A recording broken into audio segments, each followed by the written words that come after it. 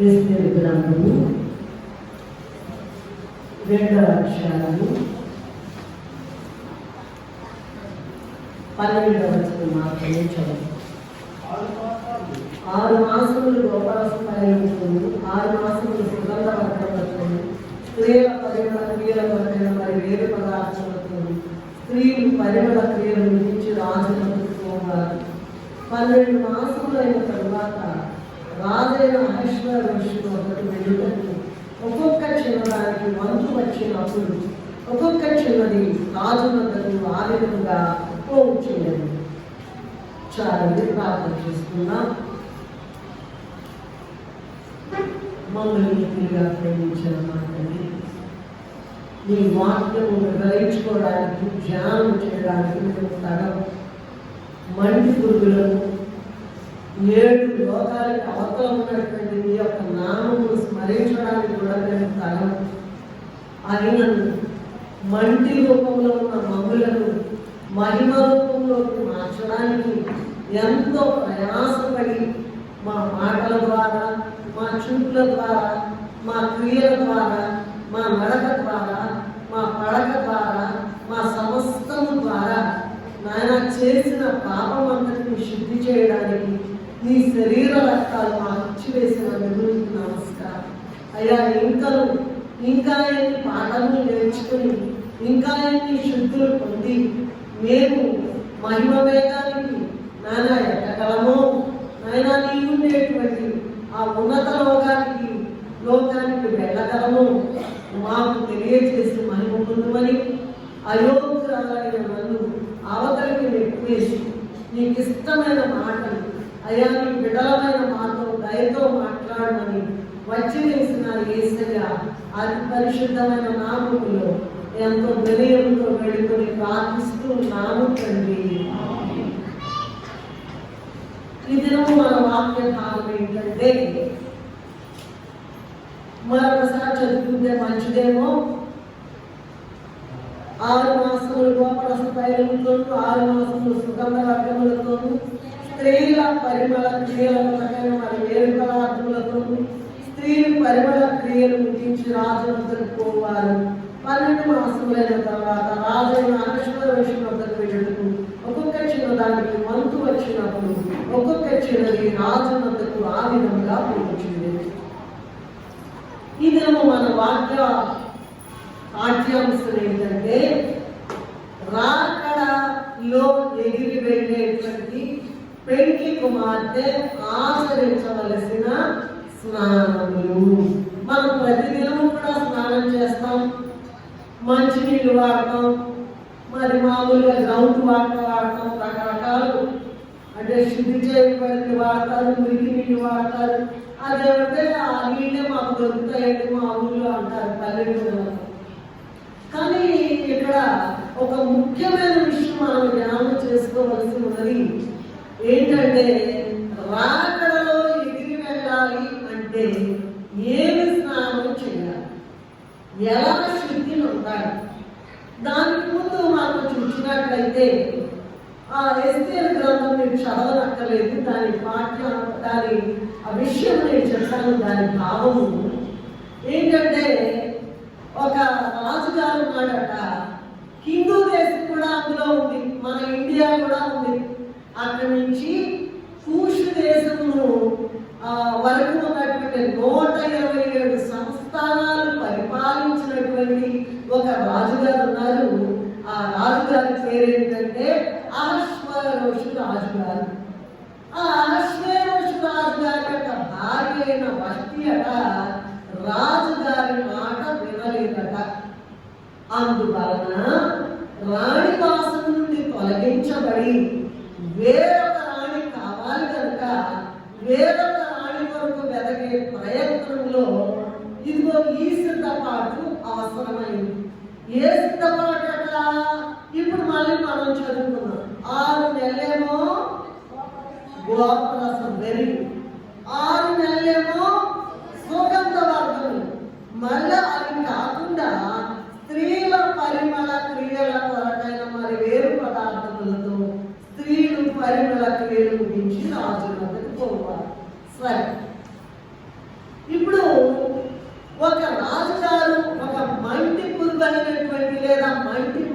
రాజైన రాజుగారికి భార్యగా ఉండడానికి ఆ వెళ్ళేటువంటి పెళ్లి కుమార్తెకు ఇంత గొప్ప సిద్ధపాటు. అంటే సంవత్సరం స్నానం చేయాలన్నమాట. ఎంతకాలమ్మా? సంవత్సరం పాటు స్నానం చేయాలట. ఇంత గొప్ప సిద్ధపాటు అవసరమైనప్పుడు పరలోక వరుడు, రాజులకు రాజు, ప్రభువులకు ప్రభు, దేవాది దేవుడైన యేసుక్రీస్తు ప్రభువులకు పెళ్లి కుమార్తెగా ఉండడానికి ఇంకా ఎంత సిద్ధపాటు కావాలో మనందరం కూడా ఆలోచించాలి. ఒక చిన్న ప్రశ్న అడుగుతాను. ఎంతమంది పెళ్లి కుమార్తెగా ఉంది అంటే పురుషులైనా స్త్రీలైనా పెళ్లి కుమార్తెలైనా మనం ఇంతకుముందు చాలా సార్లు చెప్పుకున్న యెషయా గ్రంథం 54వ అధ్యాయంలో నేను సృజించిన వాడు నీకు భర్త అయినాడు అనేటువంటి విషయం. కనుక ఎంతమంది పెళ్లి కుమార్తెగా ప్రభువుని మధ్యాకాశంలో ఎదుర్కోవాలనుకుంటున్నారో చేతులు ఎత్తుతారా? నేను చూసి సంతోషిస్తాను. ఎంతమంది ఇంకా ఉన్నారా? చేతులు ఎత్తుకోకుండా దించబాకండి, కొంచెం ఎత్తుగా ఎత్తండి. మీకు ఇష్టమేనా? బొమ్మాటికి ఇష్టమేనా? మరి ఇన్ని స్నానాలు చేస్తారా? మత్తయి సువార్త 13:8 ఉన్నటువంటి 13:8 ఉన్న 100 పంటలో ఉన్న నికాసైన పెళ్లి కుమార్తె అట కొందరు బైబిల్ పండితులైన వారు చెప్పిన రీతిగా 9 రకాల స్నానాలు చేయాలంటండి. ఎన్ని స్నానాలయ్యా? 9 రకాల స్నానాలు చేయాలంట. అది క్లుప్తంగా మనకు ఇవ్వబడిన సమయంలో చాలా క్లుప్తంగా మనము ధ్యానం చేసుకున్నాం. నేను అడిగే ప్రశ్నలన్నింటినీ మీరు జవాబు చెప్పాలి. ఎన్ని రకాల స్నానాలు? Very good. మొట్టమొదటి కన్నీటి స్నానము. నాకు త్వరగా సహాయం చేసినట్లయితే లూకా సువార్త 7వ అధ్యాయం 37-38 చదువుకున్నట్లయితే ఇక్కడ ఒక పాపాత్మురాలైన స్త్రీ ఉన్నది. ఆమెడ ఏడుస్తూ కన్నీళ్లతో ఆయన పాదాలు ముద్దుపెట్టుకుని వాటికి తన తల వెంట్రుకలతో తుడిచి అత్తరు పూసిందట. సాధారణంగా ఎవరైనా మన ఇంటికి వస్తే మనం ఎలా ఆహ్వానిస్తాం వారిని? ఇప్పుడు లేదులేండి, పూర్వకాలంలో ఏంటంటే ఇప్పుడు కూడా ఉన్నది, కరోనా ఉంది కదా, ఇప్పుడు కూడా ముందు నీళ్ళు ఇచ్చి కాలు కట్టుకొని లోపలికి రండి అంటున్నారు. ఎవరైనా మన ఇంటికి వస్తే కాలు కట్టుకోవడానికి ఎలా ఇస్తాం? ఒక చెంబుతోనో, ఒక చిన్న బిందుతోనో, లేకపోతే ఒక మగ్గుతోనో ఒక చెంబు నీళ్లు ఇస్తాం. ఇక్కడ ఏంటంటే చూసినట్లయితే మీరు చూడండి, ఈ మాట ఎలా చదవలేదు అది ఆ వాక్యం.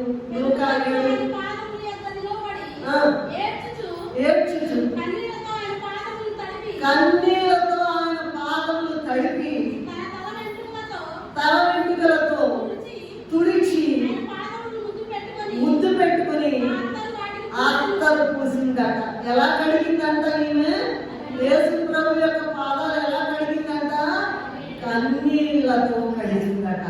ఎంత గొప్ప విషయమో చూడండి. మనం ఎవరికైనా ఎంత ప్రేమించిన వారికైనా సరే, భార్య భర్త ప్రేమిస్తున్నారనుకున్నాం, ఒకరినొకరు విపరీతంగా, పిల్లలను తల్లిదండ్రులు ఒకరినొకరు బాగా ప్రేమిస్తున్నారు అనుకుంటాం. వాళ్ళు వాళ్ళ కొరకు ఒక చెంబుడు కన్నీళ్లు కార్చి మరి స్నానము చేయడానికి, అసలు కాళ్ళు కడుక్కోవడానికి ఒక చెంబుడు నీళ్లు ఇవ్వగలరా? కన్నీరు కారవగలరా? మొట్టమొదటి ఏం చెప్పారండి? కన్నీటి స్నానము. ఆమంట కన్నీళ్లతో ప్రభు పాదాలు కడిగేసిందంట, తన తల వెంట్రుకలతో తుడిచిందంట, ముద్దు పెట్టుకుందంట పాదములు. తర్వాత ఏం చేసిందంట? అత్తరు పూసిందట. ఏంటంటే ఇవి ఇంకా చాలా గొప్ప భావాలు ఉన్నాయి. అవన్నీ కూడా మనం చెప్పుకోవడానికి సమయం తక్కువ ఉంటుంది కనుక మనం క్లుప్తంగా చెప్పుకుందాం. ఈమె మరి ప్రభు పాదాలు పూర్తిగా తన కన్నీటితో కడిగింది. అందుకే ప్రభు అన్నారట లూకా సువార్త 7:47 ఏముందంటే, ఆమె విస్తారముగా ప్రేమించిన విస్తార పాపములు క్షమింపబడినాయి అని చెప్పారు. మనం కూడా మన భయంకరమైన పాపముల విషయమై ఎన్నో కన్నీటి ప్రార్థనలు చేయవలసి ఉన్నది. దావీదు మహారాజు గారు ఏమంటున్నారంటే, కీర్తనల గ్రంథము 51వ అధ్యాయము 5వ వచనంలో, నేను పాపములో పుట్టిన వాడను, పాపములోనే నా తల్లి నన్ను గర్భమున ధరించి. నేను పాపిని కాదు అంటే ఎవరో ఒప్పుకోరు. గర్భంలోనే పాపం వచ్చేస్తుంది అంటాడు. గర్భంలోనే పాపం. ఎంత భయంకరమైన ఆ గర్భం నుంచే పాపం వస్తే మనదంత కన్నీరు కార్చాలి మన పాపముల విషయం. అలాగే కీర్తనల గ్రంథము 6వ అధ్యాయం 6వ వచనంలో ఏం చెప్తున్నాడంటే, మహారాజు గారు 40 సంవత్సరాలు ఇశ్రాయేలుని పరిపాలించిన ఆ రాజుగారు ఏమంటున్నాడంటే, ప్రతి రాత్రి కన్నీరు విడుచుచు నా పరుపును తేలచి. అసలు ఇది ఎంత గొప్ప మాట! వినగలిగే మాటేనా? నమ్మగలిగే మాటేనా? అయితే బైబిల్ పరిశుద్ధ గ్రంథము, అగ్నితో పొటము వేయబడినటువంటి గ్రంథము.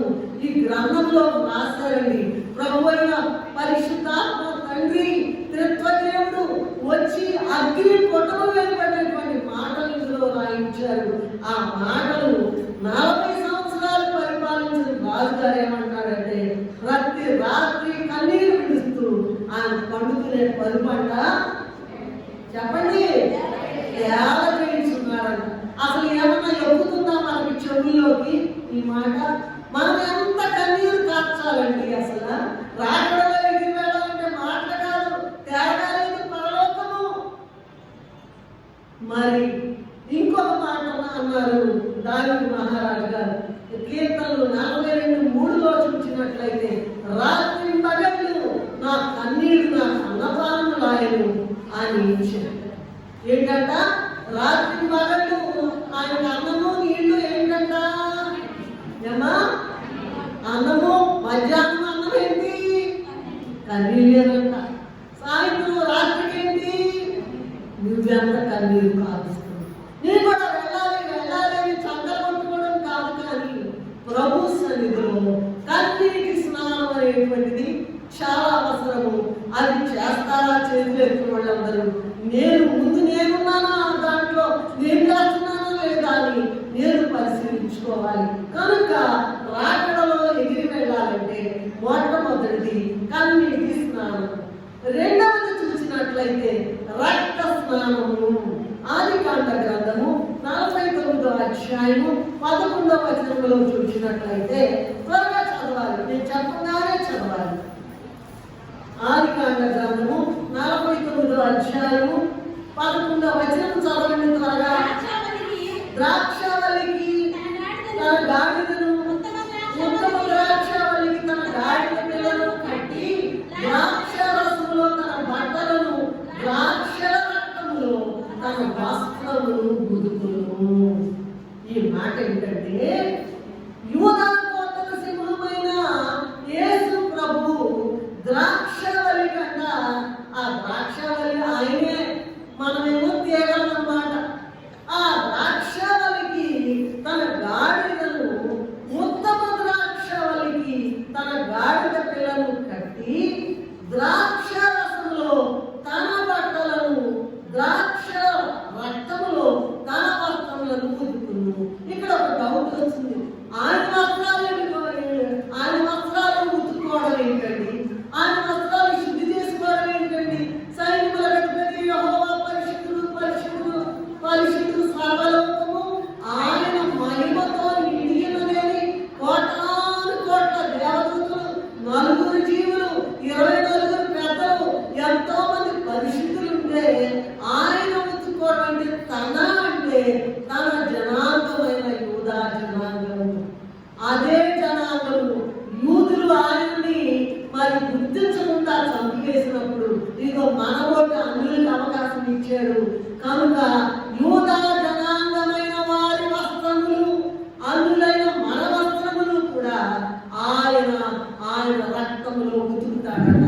సర్వమానవుల పాపములన్నీ కూడా యేసయ్య కల్వరి శిలువలో ఆయన మీద వేసుకుని పాప పరిహారార్థమై తన యవన రక్తం అందరినీ చిందించారు. ఇప్పుడు ఆయన రక్తము ఏరులై పారుతుంది. సజీవుడేసిన రక్తంలో కడగబడిన జనమా అంటూ ఉన్నారండి. ఆ రక్తం ఎండిపోదు 24 గంటలు కూడా. అదిగో గొప్ప సింహాసనము, ధవళ సింహాసనం యొక్క కుడి పక్కన యేసయ్య అక్కడుండి నిరంతరము నా కొరకు నీ కొరకు విజ్ఞాపన చేస్తూ ఉన్నారు. అదే రక్తము మనం అనుకుంటాం కదా, ఇమ్మానుయేలు రక్తము ఇంపైన ఊట. ఎంత గొప్ప శక్తి కలిగినటువంటి రక్తము. ఆ రక్తములోని ఆయనతో పాటు సిలువ వేయబడిన కుడివైపు దొంగ అందులో మునిగి శుద్ధుడైనట్లుగా ఉన్నది. యెషయా గ్రంథము 1వ అధ్యాయం 18లో చూసినట్లయితే మీ పాండిత్యం అంతా చూపించండి. చదివేవాడు సెలవిచ్చుచున్నాడు, మీ పాపములు రక్తం వలె ఎర్రనివైనను, హిమము వలె తెల్లవగును. చాలా ఏంటంట, మన పాపం ఎలా ఉందండి? భయంకరం, ముట్టుకుంటే కాలిపోయేంత పాపం మనది, నాశనం అయిపోయే పాపం మనది. ఆయన రక్తమట మనలను తెల్లగా చేస్తున్నాడు. తెల్లగా ఆ పాట రాస్తుంది, there is a fountain filled with blood అని రాస్తున్నాం. ఇవాళ టైంలో కాబట్టి పాడాల. ఇమ్మానుయేలు రక్తము ఇంపైన ఊట. దాంట్లో ఎవరైతే మరి వారి పాపములు కడుక్కుంటారో, వస్త్రములు శుద్ధి చేసుకుంటారో వారికి మాత్రమే రాకడలో అవకాశం ఉంటుంది. యోహాను సువార్త 14వ అధ్యాయం 6వ వచనంలో చూసినట్లయితే యేసయ్య ఏం చెప్తున్నారంటే, యేసు నేనే మార్గమును సత్యమును జీవమును, నా ద్వారానే తప్ప ఎవడు తండ్రి కదా రాడు అని చెప్పిన యేసు రక్తంలో ప్రతి నిమిషముకు మనం కడగబడితే తప్ప పరలోక రాజ్యం చేరలేము. రాకడలో ఎగిరి వెళ్ళి పరలోక రాజ్యము చేరలేము. కనుక రెండవది ఏంటమ్మా చెప్పండి? ఏమి మాట్లాడలేదు. రక్త స్నానం మొదలైంది. చేద్దామంటారా? ఆ స్నానం చేద్దామంటారా? ఊరినే చేస్తే అతను కాదండి, ఖచ్చితంగా చేసి తీరకపోతే ఇక్కడే హేళన చేస్తున్నట క్రైస్తవ సంఘం. దేవదాసరి గారు రాశారు, మేము ఎక్కకపోతే హేళన చేస్తారట. పోతే వెళ్ళాక ఏం చేశారు, అక్కడ ఏం ప్రార్థన చేశారు, ఏమి సిద్ధపడ్డారు అని హేళన చేయక మానదు అని రాశారు. కనుక రెండవది రక్త స్నానము. మూడవది చూసినట్లయితే ఉదక స్నానము. మార్కు సువార్త 16వ అధ్యాయం 15-16 వచనాలు చూసినట్లయితే సర్వలోకములకు వెళ్ళి సర్వ సృష్టికి సువార్తను ప్రకటించుడి. నమ్మి బాప్తిసము పొందిన వారు రక్షింపబడును, నమ్మని వారికి శిక్ష విధింపబడును అని చెప్పారు. ఉదక స్నానం అంటే ఇంకో మాటలో చెప్పాలంటే బాప్తిస్మము. బాప్తిస్మము లేనటువంటి సంఘాలు చాలా ఉన్నాయి. చాలా అంటే కొన్ని ఉన్నాయండి. అయితే ఈ బాప్తిస్మ అనేటువంటిది ఖచ్చితంగా బాప్తిస్మ స్నానం చేయాలట. యోహాను సువార్త 3వ అధ్యాయం 5వ వచనంలో చూసినట్లయితే యేసయ్య నికోదేముతో మాట్లాడుతూ, ఒకడు నీటి మూలముగాను ఆత్మ మూలముగాను జన్మించితేనే గాని దేవుని రాజ్యంలో ప్రవేశించలేడు అని చెప్పి, నీటి మూలంగా చేయాలంట స్నానము, ఆత్మ మూలంగా స్నానం చేయాలంట. అదే బాప్తిస్మ స్నానము. మత్తయి సువార్త 3వ అధ్యాయం 11-17 వరకు చూసినట్లయితే యేసు ప్రభువే స్వయముగా బాప్తిసం తీసుకున్నట్లుగా ఉన్నది. మత్తయి సువార్త 3:11-17 వరకు యేసు ప్రభువే స్వయంగా, మనం ఆ యేసయ్య గొప్పవాళ్ళంటారా? ఆయనే స్వయంగా తీసుకున్నారట.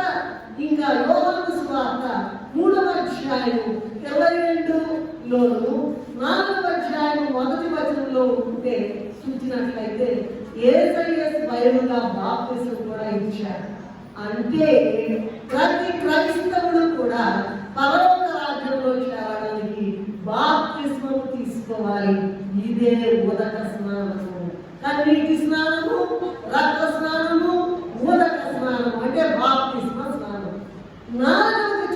చూసినట్లయితే మొదటి కొరింథీయులకు రాసిన పత్రిక 6వ అధ్యాయము 11వ వచనం చదివినట్లయితే, ఆత్మ స్నానము ప్రభువైన యేసుక్రీస్తు నామమున మన దేవుని ఆత్మ యందును మీరు కడుగబడి పరిశుద్ధపరచబడిన వారై నీతిమంతులుగా తీర్చబడిరి అని వ్రాయబడి ఉన్నది.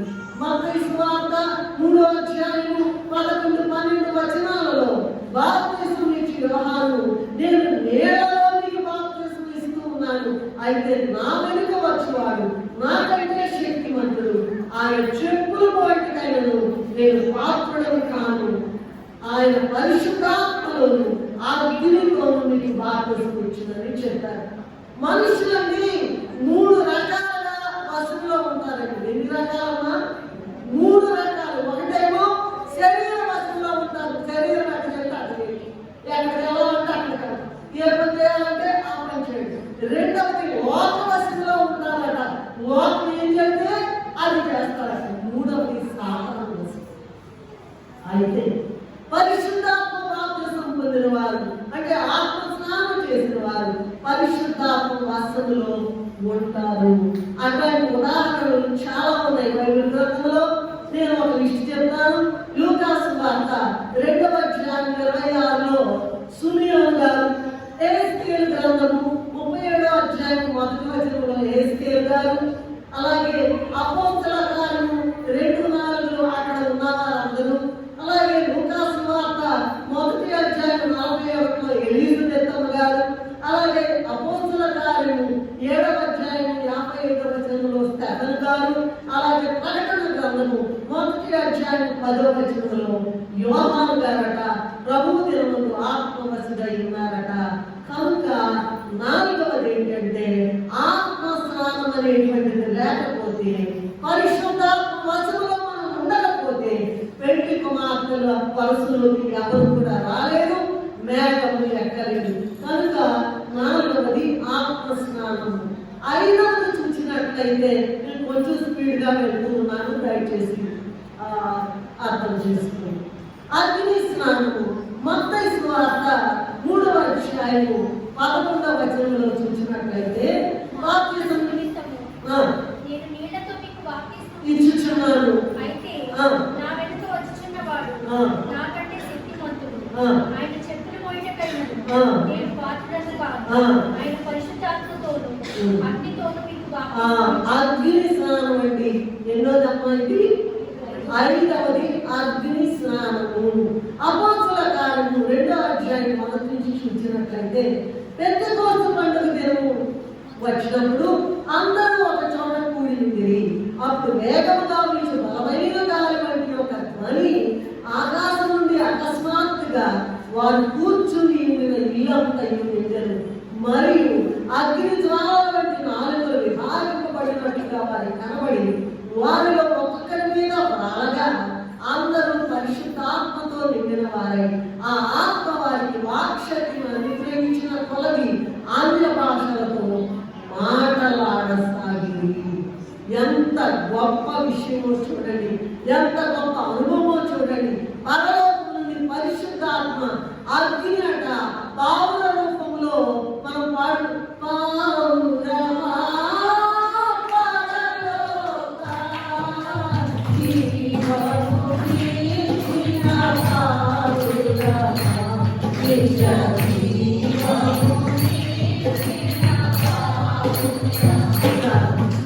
ఉన్న పాపమంతయు పోవాలంటే దేవుని అగ్ని చేత కాల్చబడాలి ప్రతి ఒక్కరు కూడా. అందుకే అగ్ని స్నానం అని అన్నారు.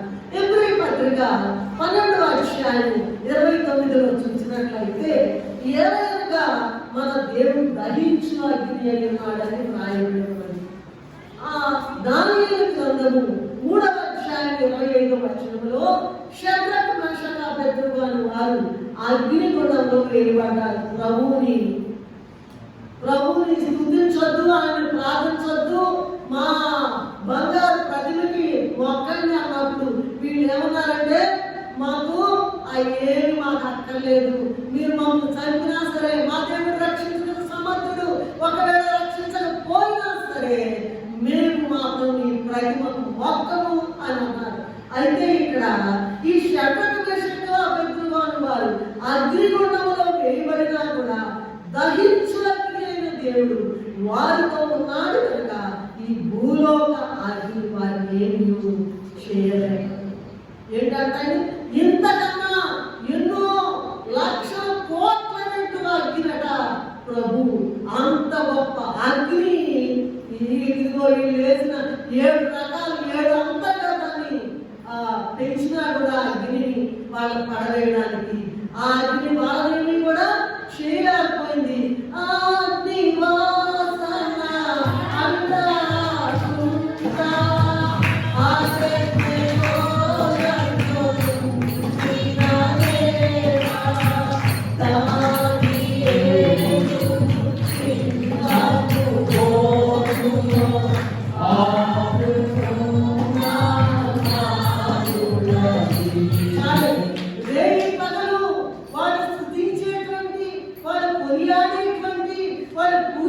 పూజించేటువంటి దేవుడు అంట. ఇంతకన్నా గొప్ప అగ్ని అయిన దేవుడు అంట దిగి వచ్చి వాళ్ళకి అగ్ని వాసన కూడా అంతకుండా చేశాడట. అందువలన మనము అగ్ని వంటి శ్రమలు జయించవలసి ఉన్నది. అది జయించాలంటే దహించు అగ్ని అయిన ప్రభు చెంత మనం ఉండాలి, మన చెంత ప్రభు ఉండాలి. అదే అగ్ని స్నానం.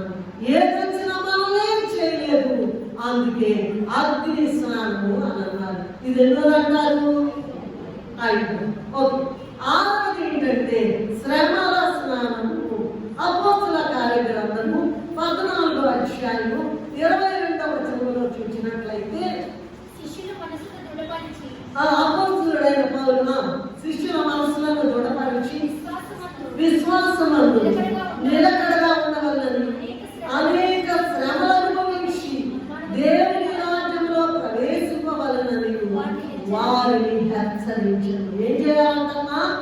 ఇదిగో ఒక చిన్న సీట్ రావాలంటే, చిన్న సీట్ అంటే చిన్నది కదా, స్కూల్లో సీట్ రావాలంటే, మాది విజయవాడ కదా, స్కూల్లో సీట్ రావాలంటే తాళగిందులు అయిపోవాలి, ఎన్నో లక్షలు కట్టాలి, అంత కష్టపడాలి. స్కూల్లో పిల్లలు స్కూల్లో సీట్ రావాలంటే అంత కష్టపడాలి.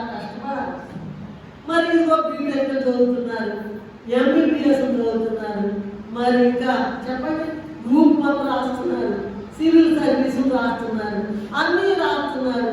మరి అవన్నీ కూడా అవన్నీ రాయాలంటే శ్రమ పడాలా అక్కర్లేదా? చెప్పండి అమ్మా. అక్కడ ఊరిలో పడుకున్న తర్వాత కానీ నాకు సీట్ అయ్యా అని ప్రార్థన చేస్తే వస్తుందా ఏంటి? రాదు.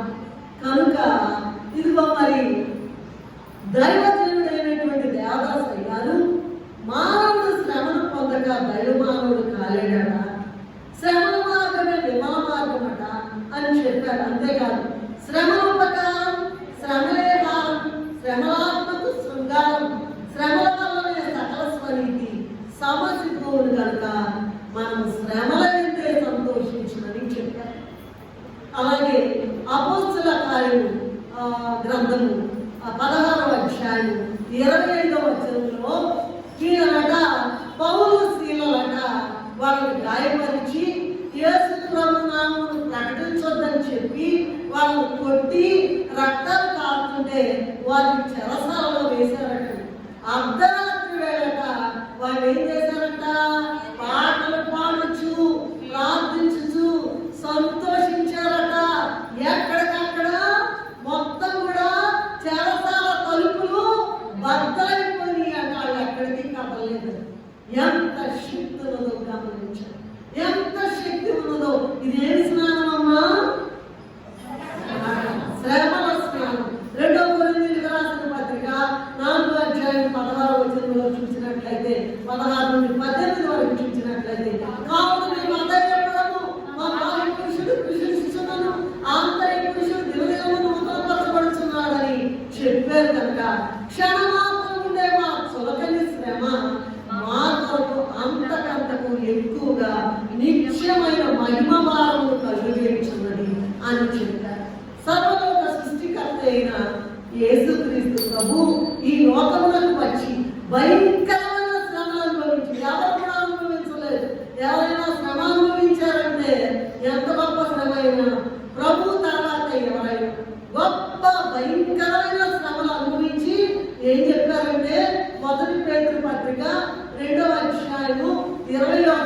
గ్రంథంలో ఏం చెప్పారంటే మనం ఆయన అడుగుజాడలో నడవాలని మనకు మాదిరి ఉంచిపోయారు. బైబిల్లో కొందరు భక్తులు అబ్రహాం గారు, మోషే గారు, యోసేపు గారు, దావీదు గారు, యోబు గారు, ఇంకా అనేక మంది శ్రమల ద్వారా పెళ్లి కుమార్తె వరుసలో చేరారు. మనం కూడా ఏం చేయాలమ్మా? నేను యేసయ్యను నమ్ముతున్నాను, ప్రార్థన చేస్తున్నాను, నేను ఆ బైబిల్ చదువుతున్నాను, సాక్షిని కూడా చెప్పాను, అవి చేశాను, ఈ చేశాను అనుకుంటే చాలండి. ప్రభు కొరకు నువ్వు ఏం చేస్తున్నావు అనేటువంటిది నువ్వు ప్రశ్నించుకోవాలి. కష్టపడుతున్నావు అసలు అమ్మా? నేను ఈ వారమంతా లేవలేదు, ఏమైనా సరే పట్టుబట్టి నీ వాక్యం చెప్పాలని ప్రార్థన చేస్తాను. లేక పడుతూనే ఉన్నాను, వైరల్ ఫీవర్ చెప్తాను. అయినా కూడా ప్రభు సహాయం చేశాడా లేదా? శ్రమ అనుభవిస్తేనే బహుమానం. ఇదిగో నా బిడ్డ కష్టమైనా సరే చెప్పిందని నాకు బహుమానం ఇస్తాడు. అయ్యగారు ఏం రాశారంటే శ్రమ శ్రమ నువ్వు వచ్చావు కానీ నువ్వు తెచ్చిన బహుమానము ఇచ్చి వెళ్ళు. కనుక ఆరవది ఏంటమ్మా? శ్రమల స్నానం. ఏడవది ఏంటంటే పరిమళ స్నానము. ఏడవది ఏంటమ్మా? పరిమళ స్నానం. కీర్తనల గ్రంథము 45వ అధ్యాయం 8వ వచనంలో దావీదు విషయం ఏమి చెప్పబడి ఉన్నదంటే అతని వస్త్రముల గోపరస వాసన, అగరు వాసన, లవంగి పట్ట వాసన అని చెప్పబడింది. ఎఫెసీయులకు రాసిన పత్రిక 5వ అధ్యాయం 1-2 వచనాలలో కావున మీరు ప్రియులైన దేవుని పిల్లల వలె దేవుని పోలి నడుచుకోండి, క్రీస్తు మిమ్మల్ని ప్రేమించి పరిమళ వాసనగా ఉండుటకు మన కొరకు తాను దేవునికి అర్పణముగాను బలిగాను అప్పగించుకున్నాడు. అలాగనే మీరు ప్రేమ కలిగి నడుచుకోండి. మీరు జాగ్రత్తగా కానీ ఏ విధమైన అపవిత్రతే కానీ లోపత్వమే కానీ వీటి ఏదైనా మీరు వ్యర్థపడదు. ఏమ్మా అర్థమవుతుందా చెప్పే మాట? ఏమ్మా ఏంటి? జాగ్రత్త ఉండకూడదంట, అపవిత్రత ఉండకూడదంట, లోపం ఉండకూడదంట, వాటి పేరు కూడా ఎత్తకూడదంట. ఇదే పరిశుద్ధులకు తగినది. ఊరికి వస్తాము, ముందు నేనుంటానండి, మీకన్నా పాపిగా నేను ముందుంటాను. దాన్ని పరిశీలించుకోవాలి. మనలో లోపత్వం ఉందేమో, మరి అపవిత్రత నోరు తెరిస్తే నడినెత్తి నుంచి అరికాల వరకు పాపమే, నడినెత్తి నుంచి అరికాల వరకు పాపమే. అయితే ఇక్కడ ఏం రాశారంటే కృతజ్ఞత వచనమే మీరు ఉచ్చరింపవలను, కానీ మీరు బూతులైనను పోగిరి మాటలైనను సరసోక్తులైనను ఉచ్చరింపకూడదు, ఇవి మీకు తాగవు అని పౌలు గారు చెప్తూ ఉన్నారు.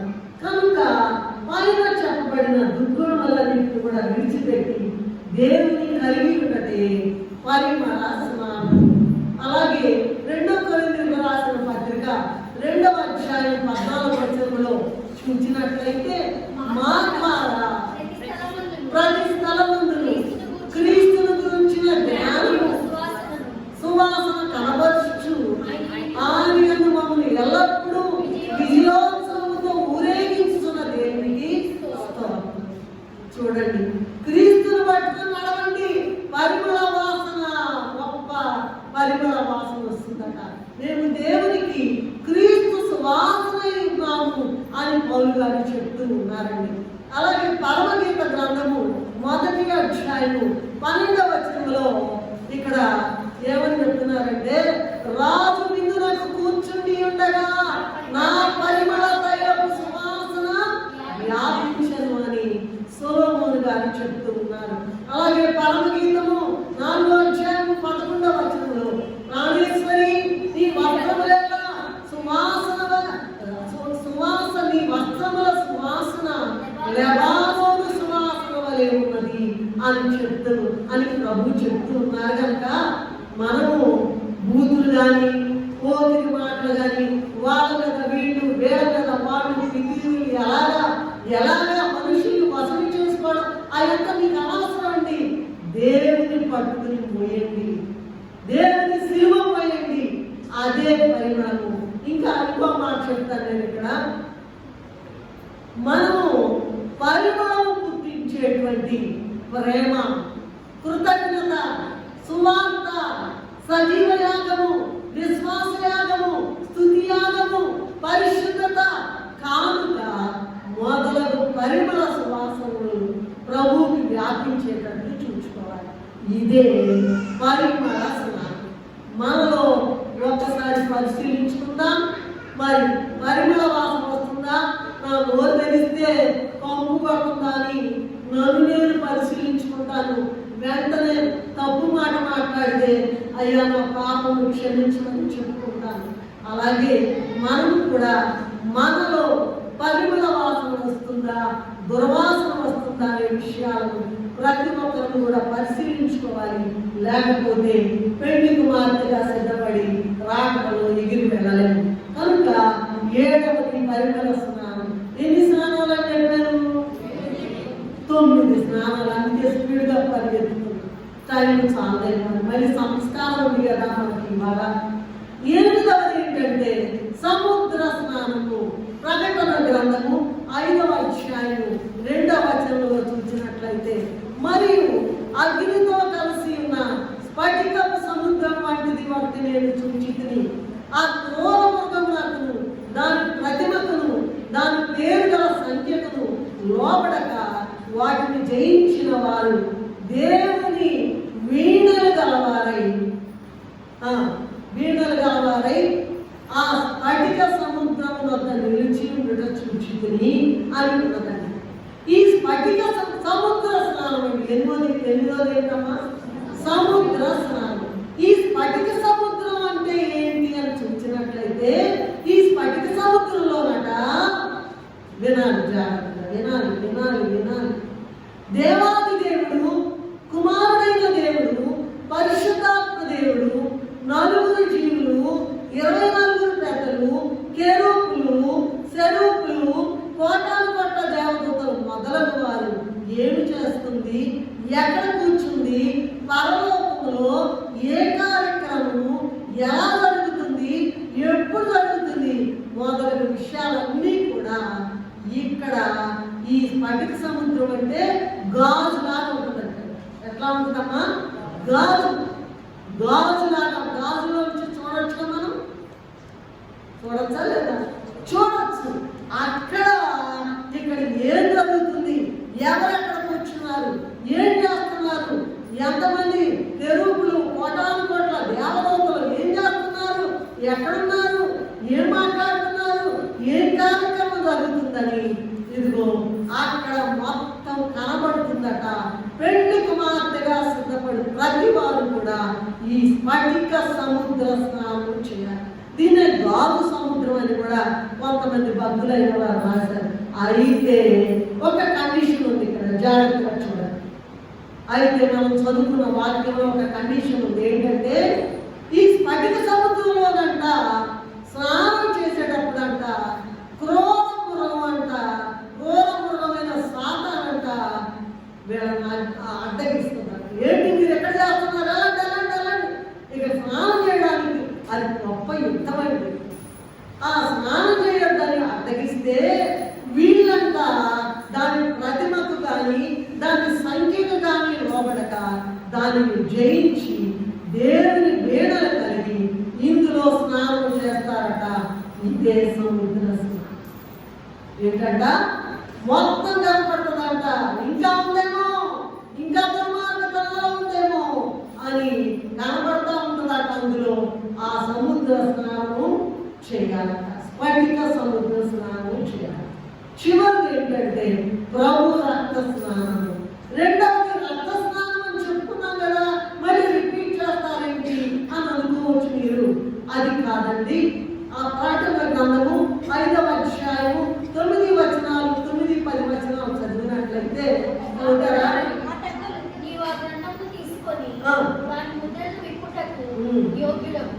నీవు వధింపబడిన వాడివై నీ రక్తముతో ప్రతి వంశములోను, ఆయా భాషను మాట్లాడు వారిలోను, ప్రతి ప్రజలోను, ప్రతి జనములోను దేవుని కొరకు మనుషులను కొని. ఇక్కడ ఉన్న ముఖ్య విషయం ఏంటంటే మిగతా 8 స్నానాలు ఒకసారి చెప్తారా? చెప్పండి. రక్త స్నానము, ఉదక స్నానము, ఆత్మ స్నానము, అగ్ని స్నానము, కర్మ స్నానము, ఏంటి పరిమళ స్నానము కావు.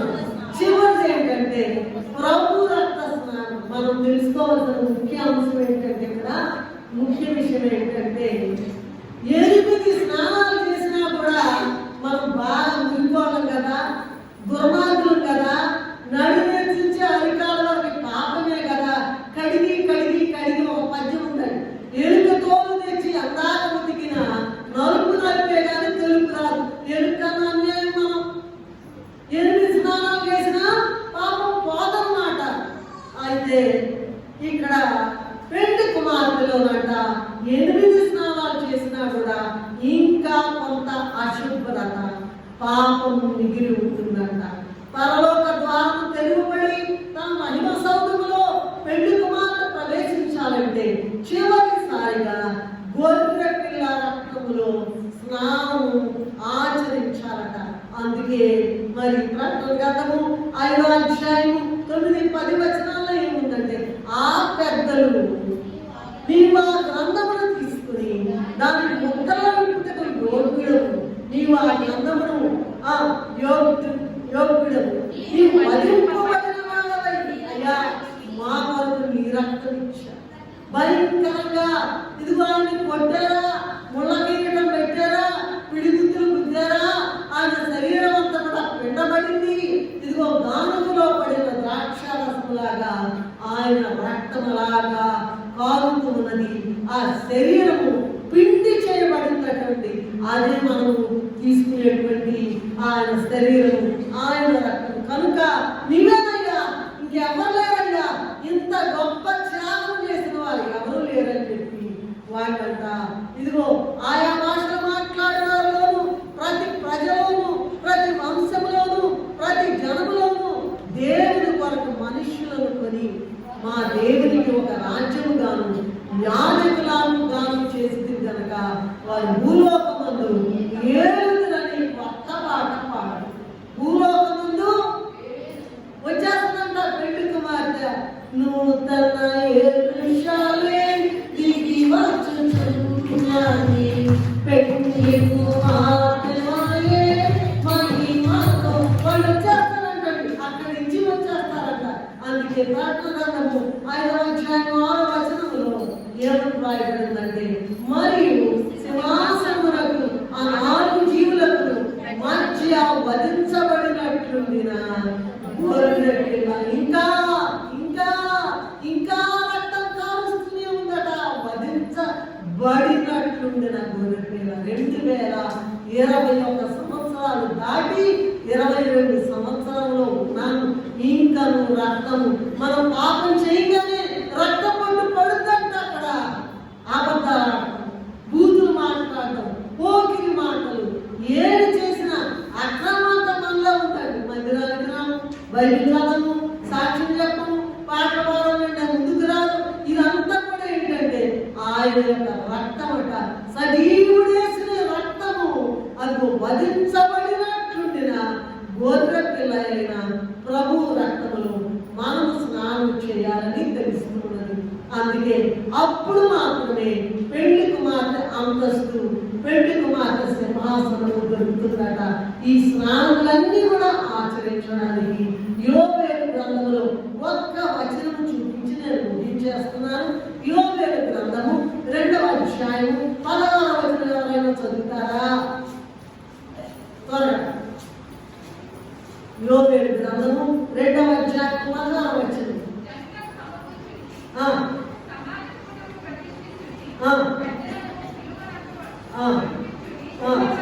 రాజంతపురంలో నుండి పెళ్లి కుమార్తె గదిలో నుండి యేసయ్య ఎక్కడి నుంచి వస్తున్నాడు? లోకములకు అవతల ఉన్న ఉన్నత లోకాల సన్నిధిలో ఉన్న యేసయ్య బయట వచ్చేస్తున్నాడు పెళ్లి కుమారుడు. మరి పెళ్లి కుమార్తె ఎక్కడి నుంచి వెళ్ళాలంట? గది, సన్నిధి గదిలో మోకరించాలి, చేయాలి చేయాలి, సన్నిధి చేయాలి. దేవత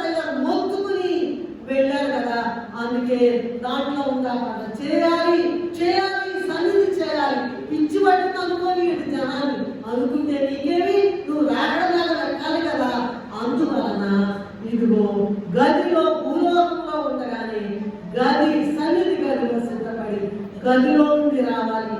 అట్టి ధన్యత ప్రభు మనందరికీ అనుగ్రహించును గాక. ఆమేన్.